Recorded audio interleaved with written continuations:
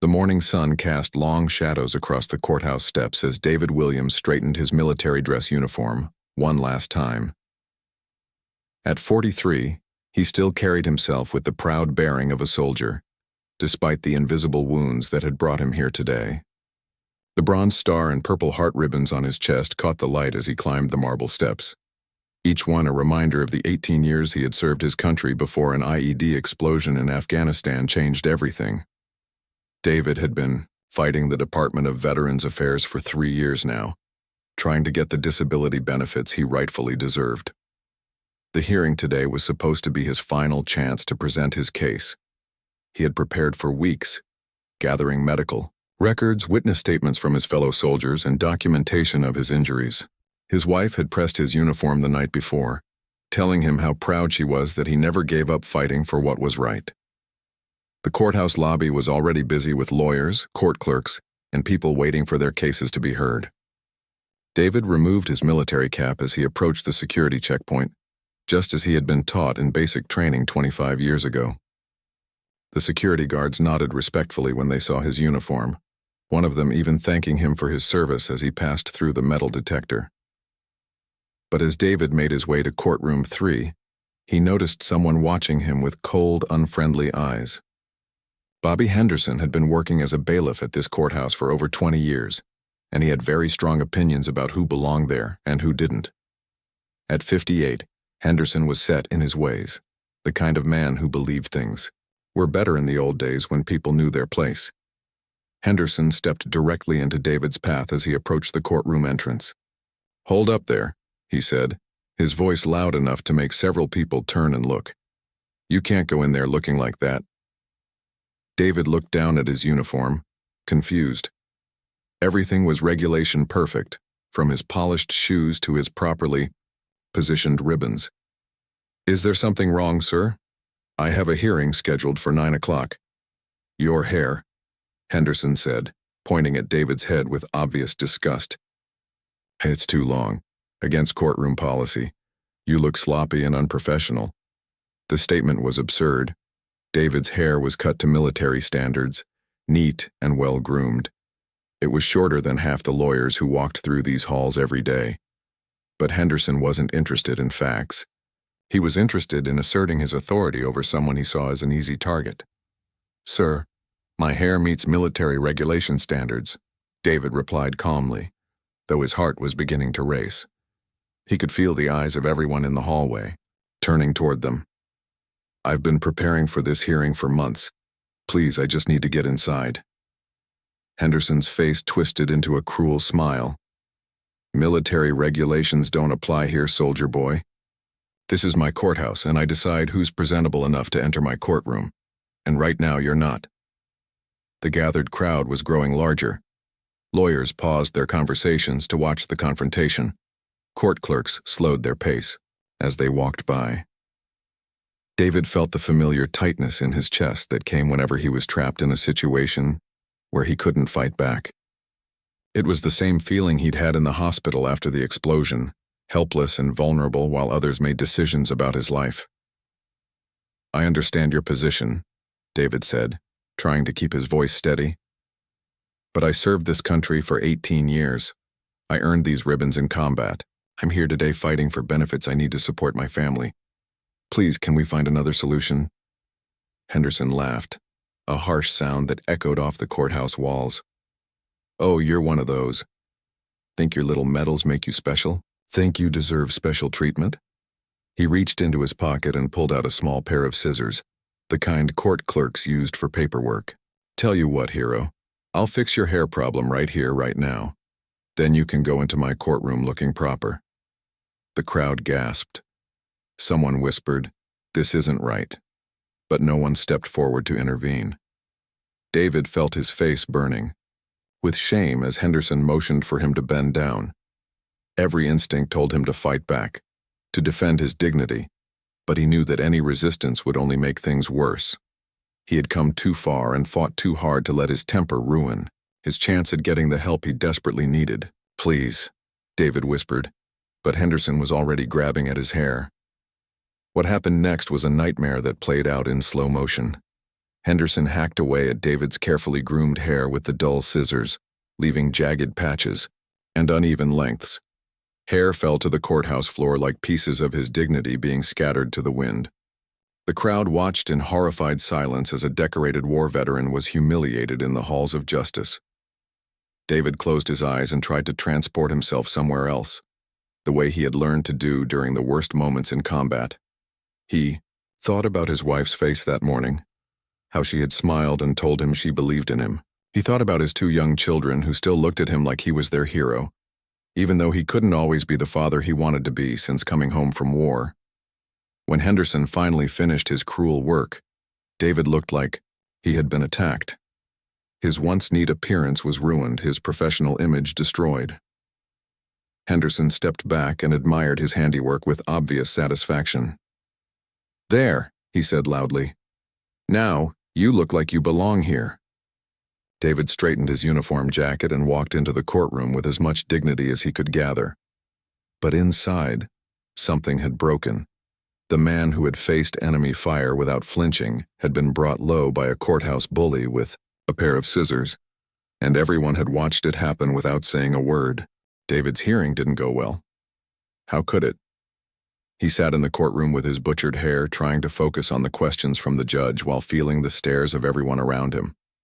His lawyer kept glancing at him with concern, clearly, wondering what had happened to his client's appearance. The opposing counsel from the VA seemed to take David's disheveled look as proof that he wasn't the stable, reliable veteran he claimed to be. When the judge asked David to explain a gap in his medical records, his voice cracked slightly. The bare confidence he had built up over months of preparation was gone, replaced by the hollow feeling of someone who had been stripped of their dignity in public. He stumbled through his answers, his mind replaying the humiliation in the hallway over and over again. After the hearing ended with no clear resolution, David walked out of the courthouse in a daze. The same people who had watched Henderson cut. His hair now avoided eye contact as he passed. He felt like a ghost, invisible and insignificant. In the parking lot, he sat in his car for 20 minutes before starting the engine, staring at himself in the rearview mirror at the mess Henderson had made of his appearance. The drive home felt endless. David kept touching his uneven hair, each rough patch a reminder of his powerlessness. When he finally pulled into his driveway, his wife Linda was waiting on the front porch. She took one look at him and knew something terrible had happened. "Oh my God, David, what did they do to you?"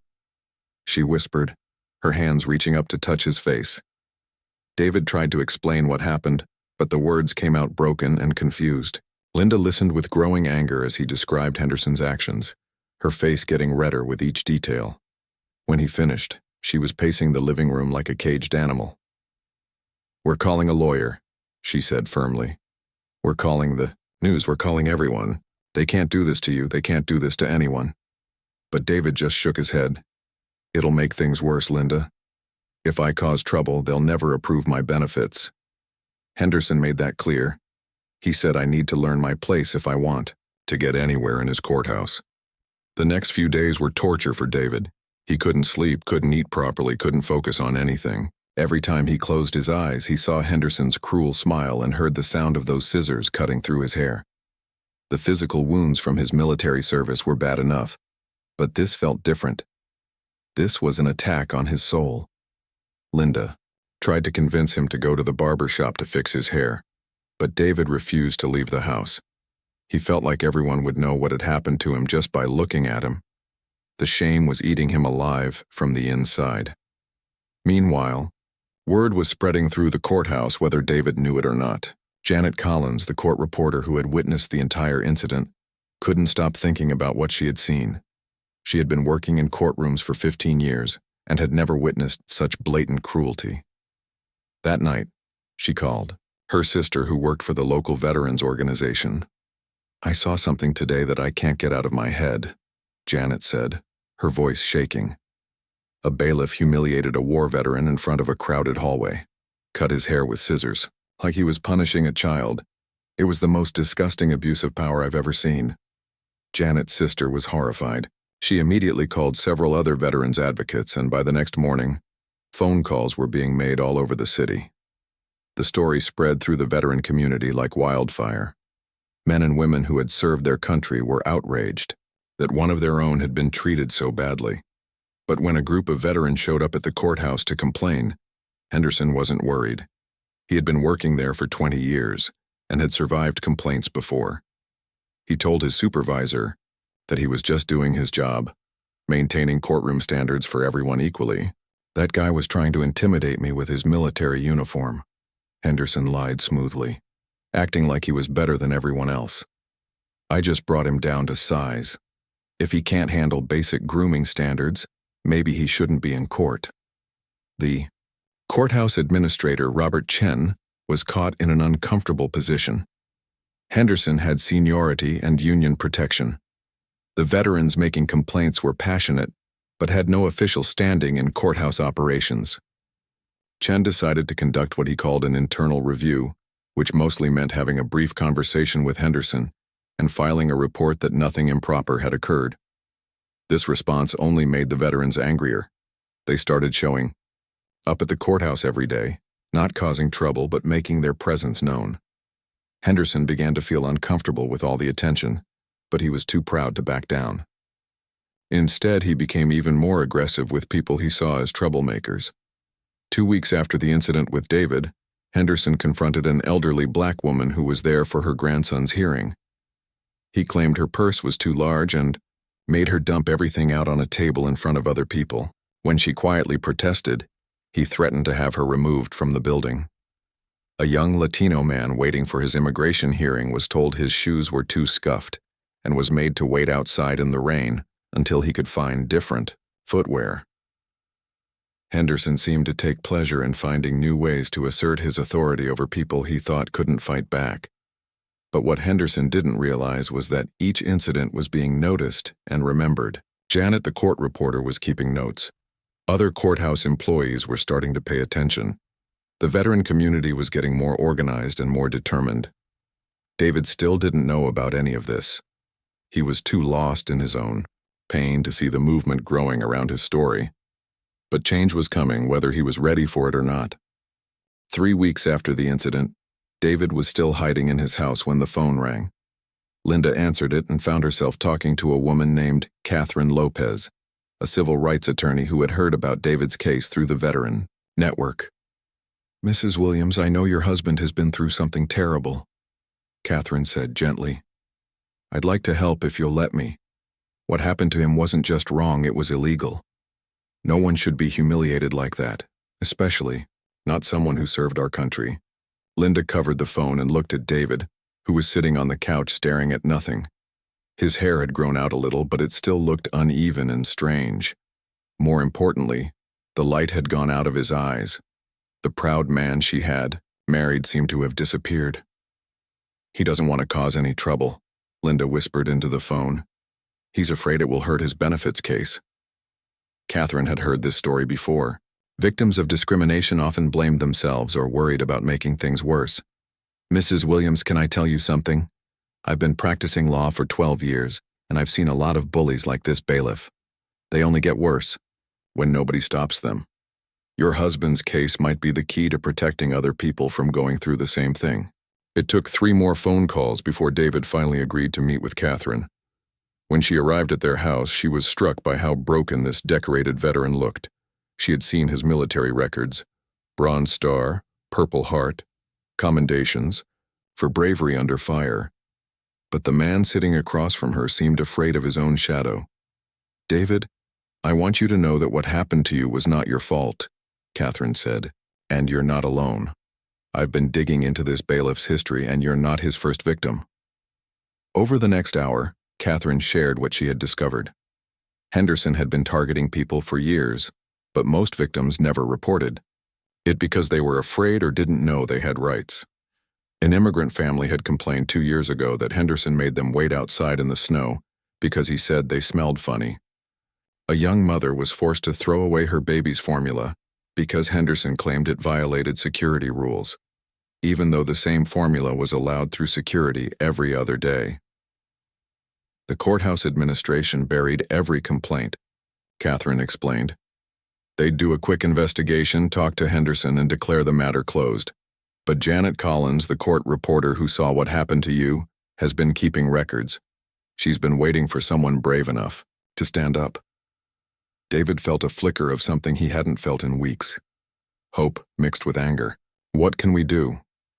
We build a case, Catherine said. We document everything. We find other victims and witnesses. We make it impossible for them to ignore what's happening. The investigation began slowly.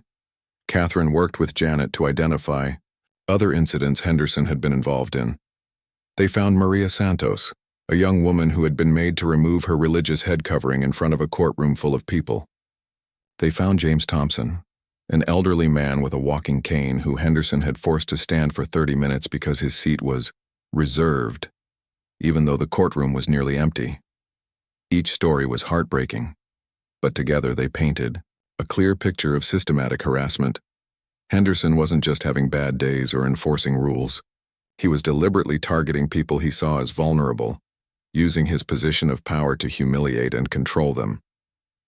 The breakthrough came when Catherine discovered that Henderson had been written up by his supervisor twice in the past 5 years for inappropriate behavior, but both write-ups had mysteriously disappeared from his personnel file. Janet had copies of the original reports because she had been asked to type them up. This proves the courthouse administration knew about his behavior and chose to cover it up, Catherine explained to David. They're just as responsible as Henderson is. As word spread about the investigation, more victims started coming forward. The local news station picked up the story after Janet anonymously provided them with audio recordings she had made of Henderson's interactions with courthouse visitors. The recordings were devastating. They clearly showed Henderson targeting people based on their race, accent, or appearance. When the first news story aired, showing David in his military uniform talking about what had happened to him, the response was immediate and overwhelming. The phone at Catherine's law office rang constantly with calls from veterans, civil rights organizations, and ordinary citizens who were outraged by what they had seen. Henderson watched the news story from his living room and felt his stomach drop. For 20 years, he had gotten away with his behavior because his victims were power people who couldn't fight back. But now his actions were being broadcast across the city, and everyone could see exactly who he really was. The next morning, Henderson arrived at work to find protesters gathered outside the courthouse. They weren't violent or disruptive, but their signs were clear. Justice for our veterans, and stop courthouse bullying. Henderson had to walk past them every day, and he could feel their eyes on him with every step. Inside the courthouse, things were even worse. Other employees who had witnessed his behavior over the years were finally speaking up. Court clerks who had been afraid to report him before were now giving statements to Catherine's investigators. Even some of the judges were asking questions about why they had never been told about Henderson's pattern of misconduct. The courthouse administrator, Robert Chen, realized he had a serious problem. What had started as a simple personnel issue was now a public relations nightmare that was reflecting badly on the entire court system.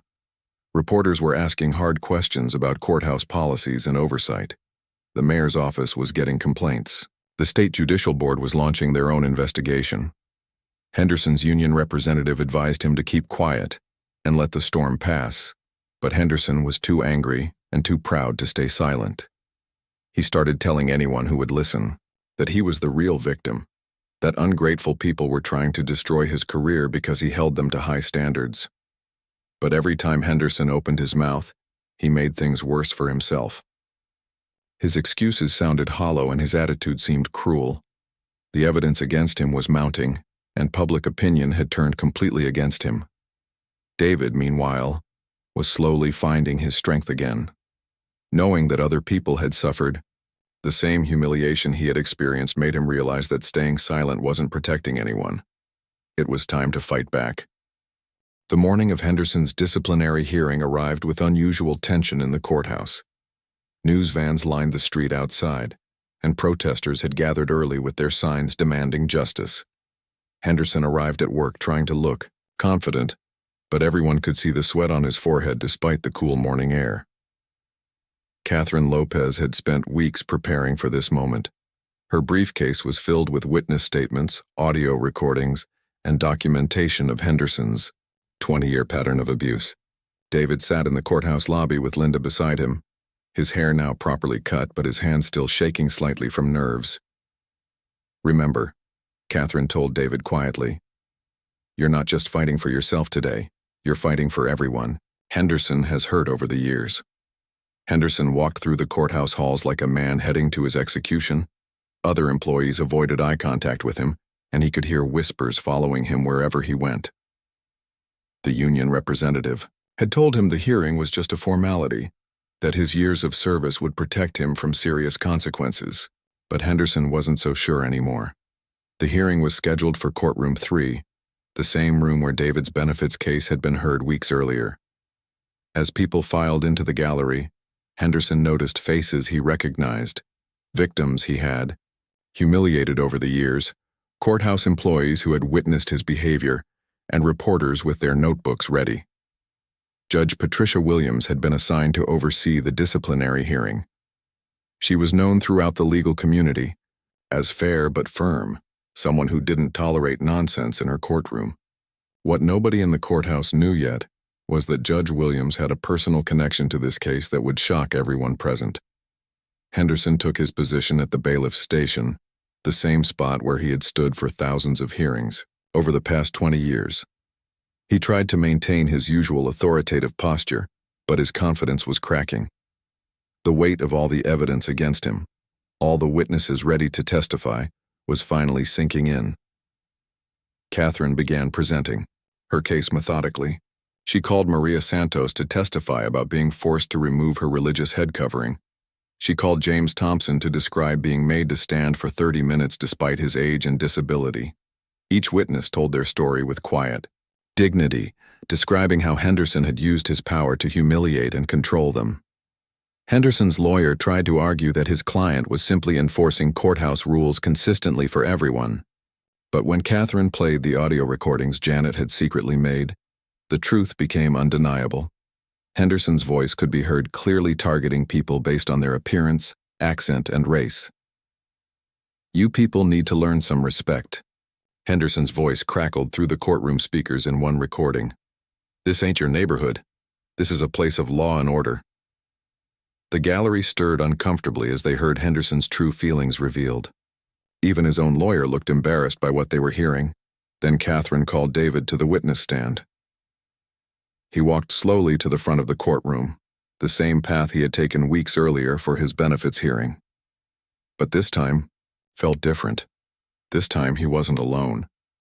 David testified about his military service, his injuries in Afghanistan, and his struggle to get the benefits he had earned. Then he described in detail what Henderson had done to him in front of a crowd of people. His voice was steady now, strengthened by the knowledge that his story mattered. "He didn't just cut my hair," David said, looking directly at Henderson. "He cut away my dignity. He made me feel like the 18 years I served my country meant nothing, like I was nothing." Henderson shifted uncomfortably in his chair, unable to meet David's eyes. For the first time, he seemed to understand the real impact of his actions. As the hearing continued through the morning, it became clear that Henderson's career was over. The evidence was overwhelming, and public opinion had turned completely against him. But nobody was prepared for what happened next. During the lunch, recess courthouse staff noticed unusual activity in the administrative offices. Phone calls were being made, documents were being reviewed, and there was a sense that something big was about to happen. When the hearing resumed, the court clerk made an announcement that surprised everyone. Due to a scheduling conflict, Judge Williams will be replaced by Judge Stevens for the remainder of this proceeding. People in the gallery murmured in confusion. Judge Williams had seemed perfectly fine that morning. What scheduling conflict could be so urgent? The answer came 15 minutes later when Judge Williams appeared in the hallway outside the courtroom, but not in her judicial robes. She was dressed in a simple black suit, and she was walking directly toward David and Linda. "Excuse me," she said quietly to David. "Are you David Williams?" David nodded, confused about why a judge would be approaching him during a break in the hearing. Judge Williams smiled, and suddenly David saw something familiar in her face. The same eyes he looked at in the mirror every morning. The same strong jawline he recognized from old family photos. "David," she said, her voice trembling slightly. "I'm Patricia, your sister." The courthouse hallway went completely silent.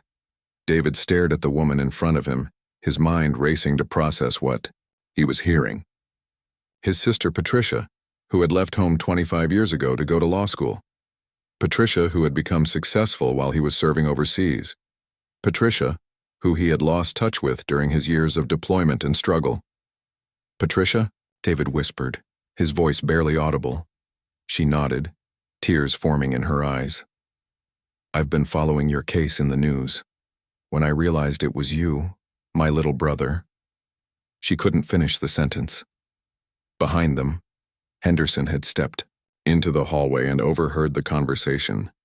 The color drained from his face as he realized what this meant. The decorated veteran he had humiliated was the brother of Judge Patricia Williams, one of the most respected jurists in the state court system. Henderson's knees nearly buckled as the full weight of his situation hit him. He hadn't just attacked a random veteran.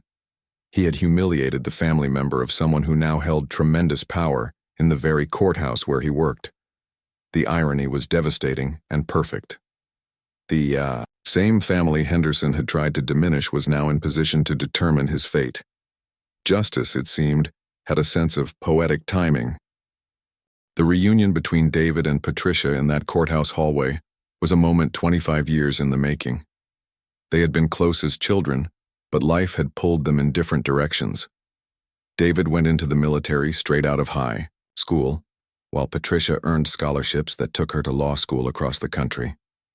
Over the years, deployments and busy careers had made staying in touch difficult, until they eventually lost contact completely. Now they stood face to face in the place where David had experienced his worst humiliation, and Patricia held one of the most powerful positions in the building. The irony wasn't lost on anyone who witnessed their emotional reunion. "I can't believe it's really you," Patricia whispered, reaching out to touch her brother's face. "When I saw the news reports about a veteran named David Williams, something felt familiar, but I never imagined." David was overwhelmed with emotion. "Patty? Little Patty, who used to follow me around the neighborhood?" Even through his pain, he managed to smile. "Look at you now. A judge. Mom and Dad would be so proud." Patricia wiped tears from her eyes, trying to maintain her professional composure, even as her heart was breaking for what her brother had endured. "David, I'm so sorry this happened to you. If I had known." "You couldn't have known," David said. "We lost touch. That's on both of us." But their reunion had to wait. The legal proceedings needed to continue, and Patricia knew she had to handle the situation carefully. As much as she wanted to personally ensure Henderson faced consequences for what he had done to her brother, she understood that her family connection created a conflict of interest. Patricia formally recused herself from Henderson's disciplinary hearing, but not before making a statement that would be remembered throughout the courthouse for years to come. "Ladies and gentlemen," she addressed the packed courtroom, "while I cannot preside over this particular case due to personal circumstances that have just come to light, I want to say something about the importance of dignity and equal treatment under the law. Every person who enters these halls of justice deserves to be treated with respect, regardless of their background, appearance, or circumstances. When those entrusted with maintaining order abuse their power to humiliate and degrade others, they attack the very foundation of what we stand for as a justice system." Her words carried weight beyond the immediate case. Everyone present understood they were witnessing a moment that would define how the courthouse operated going forward. Judge Stevens took over the hearing and quickly reached his decision. The evidence against Henderson was overwhelming. 20 years of documented incidents, audio recordings of discriminatory behavior, and testimony from numerous victims painted a clear picture of systematic abuse of power. Henderson was terminated immediately, his pension benefits suspended pending further investigation into his conduct. The courthouse administration also faced serious consequences for covering up complaints and failing to protect the public from Henderson's behavior. But the real change went deeper than just one man's firing. The case sparked a complete overhaul of courthouse policies and procedures. Mandatory sensitivity training was implemented for all employees. A new complaint system was established with independent oversight, ensuring that future incidents couldn't be buried by administrators. Catherine. Lopez worked tirelessly to ensure that all of Henderson's victims received appropriate compensation for what they had endured. David's case became the centerpiece of a larger civil rights lawsuit that resulted in significant monetary settlements and, more importantly, systemic changes to prevent future abuse. David's personal healing journey was just beginning, but having his sister back in his life made an enormous difference. Patricia helped him navigate the complex legal proceedings, while David shared stories of his military service that helped Patricia understand the sacrifices veterans make for their country. The brothers and sisters who had been separated by time and distance found their way back to each other through tragedy, but their reunion became a source of strength for their entire family. Linda welcomed Patricia with open arms, grateful to have another ally in supporting David's recovery. 6 months after the courthouse incident, David finally received approval for his veterans' benefits. The same benefits hearing that had been a disaster now concluded successfully, with a different judge who treated David with the respect he deserved. But David didn't stop there. Using part of his legal settlement, he established the Williams Foundation for Veteran Advocacy, an organization dedicated to helping veterans navigate the legal system and fight discrimination. Patricia served on the board of directors, using her legal expertise to ensure the foundation could help as many veterans as possible. The foundation's first major initiative was a program to provide free legal representation for veterans facing discrimination in government buildings, courthouses, and other public spaces. David wanted to make sure no other veteran would have to endure what he had experienced. Henderson, meanwhile, disappeared from public view after his termination. The man who had once wielded power over vulnerable people, now found himself unemployable and shunned by his community. His fall from grace was complete, a reminder that actions have consequences even when those consequences are delayed. The courthouse where everything began became a different place. New procedures ensured respectful treatment for all visitors. Training programs educated staff about the service and sacrifice of veterans. Signs were posted reminding everyone that dignity and respect were not negotiable values. Janet Collins, the court reporter whose secret recordings had helped expose Henderson's behavior, was recognized for her courage in speaking up. She became an advocate for other courthouse employees who witnessed misconduct, showing them that staying silent only allows abuse to continue. David still visited the courthouse occasionally for his foundation work, but now he walked through those halls with his head held high. The place that had once been the site of his greatest humiliation had become a symbol of justice and redemption. The most beautiful part of the story wasn't Henderson's downfall, or even the systematic changes that followed. It was watching David slowly rebuild his confidence and sense of self-worth. The man who had been broken by a bully's cruelty found strength in fighting for others who couldn't fight for themselves.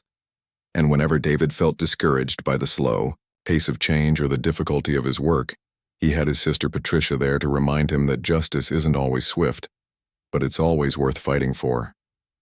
Together, they proved that even the darkest moments can lead to powerful transformations when people refuse to give up on what's right.